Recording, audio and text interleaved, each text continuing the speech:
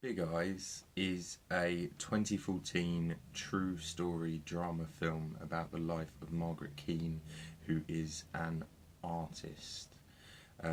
It's directed by Tim Burton, stars Amy Adams and Christoph Waltz. Tim Burton was a big shock. I didn't sort of look it up before I went to see the film, and was quite sort of surprised that Tim Burton had taken this project. And when you watch the film, you do see bits of him in there, but the general look of the film and the production design is not too Tim Burton, and I think it's probably the most palatable Tim Burton film because of that. And of the ones I've seen, I think this would definitely be my favourite. Amy Adams and Christoph Waltz overall were pretty good. The acting was a bit of a disappointment in places. Mickey Mousing it, not really. Some of the lines just don't sort of feel like they have much emphasis on them and not much feeling, and they're not really there, and they're sort of saying them for because they're in the script, and it just feels too cartoony and comic-y, and it probably is on purpose, and this may be where Tim Burton took most of his touch on the film. But for me, it did sort of distract a bit from certain places, but they generally weren't in the points where the story has its key emotional ties, and where the film, where it's important. It's all sort of around, not filler, but character development and places where Amy and Christoph are getting to know each other, or where it's sort of going against what happens later in the film, or what happens that's bad in the film.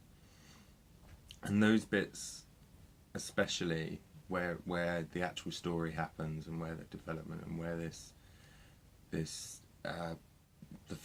pictures that Margaret Keane paints have their name taken by her husband to sell them, because there's lots of issues with, especially at that time, with women selling art.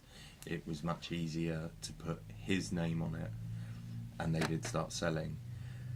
And that sort of part of the story does appeal to my feminist side. The development of equal opportunities and equal social standing in art, among other things. I don't know the figures off the top of my head, but I know there's a tiny amount of mainstream female artists, and of professional artists, a very small percentage are female. And I know it's the same in almost every job, but particularly in art, because we're talking about that now. And I think hopefully this film will sort of help to go with that, and bring this sort of issue to the public. And so I do think it is good that sort of the film's been made highlighting this, because Margaret Keane is still alive, and she helped with some of the production of teaching Amy Adams how to paint her replicas of her photos. So for that, it's sort of good that it's been done, and the acting issues that I mentioned earlier aren't really during in those. Some of those scenes are impeccably acted and very hard to swallow because of the sort of way the husband's acting, and both Amy and Christoph do an amazing performances in those sections. And it not only highlights the sort of feminist stuff, but also the issues of alcohol and like relationships with sort of abusive relationships and children, and loads of other stuff. So from that point of view, it is fantastic, and I do sort of hope they have been dramatised more than some of the other parts in the film, more for the sake of Margaret and her daughter. And yeah, they're bits that are tough, especially if you're sort of a little bit closer to the subject matter of the domestic violence and sexism, and hopefully it sort of sparks something in you, even if you're not. But if you are, it in places it's quite a hard watch.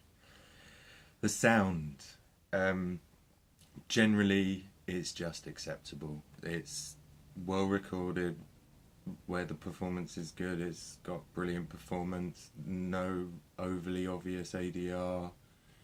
The sound design is there's bits like there's a fire in the film and you feel like you're there, but there's nothing extra special about it. It's a drama film. It doesn't really need it.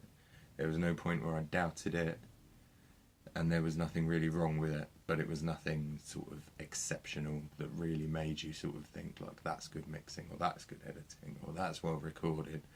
There was nothing like that. So it's just 5 out of 10, middle of the road, nothing to report home about. But if you're looking for something that is just consistent and well done and has no problems, it's definitely a good watch, because nothing wrong with it at all, but doesn't add to the storyline in any way, shape or form. Some of my favourite bit was probably the soundtrack, because there's sort of that era of 40s, 50s, 60s music and jazz, and there's one scene where they're playing Miles Davis and Sonny Rollins' Doxy, and that's a cracking jazz song and really helps put you in the mood of the scene. And you've got all these arty people and they're obviously listening to arty music, and if you're going to pick one, Doxy is just great, absolutely great track. And most of the soundtrack is like that, where it's composed, it's good, and where it's found, it fits perfectly, and they're all great songs. So if you do nothing else, listen to the soundtrack. And even the person I saw it with didn't particularly like the Lana Del Rey track, but I think Lana Del Rey's a pretty good vocalist. There's some of the production on her tracks is really good, and I think this one sort of doesn't really disappoint. It is a little bit repetitive in a sort of James Bond theme tune way, but I mean, when it's used in the film, it's good, and I liked it as an original composition. So there's points there of reasons to check it out, and just because of the film's subject matter, definitely if you're looking for solid sound design, give that a go, and just to listen to some of the music, because it is fantastic and it's used in really good places. But I think maybe it could have been better if it was done by a different director, or if Tim Burton had completely severed his sort of stylistic ties. But then you don't get someone like Tim Burton to direct a film if you don't want them to make their mark on it. So definitely a watch, but be ready. So yeah, hope you enjoyed that little review, or probably quite big review, of Big Eyes and the average sound in it, and maybe I'll see you next time.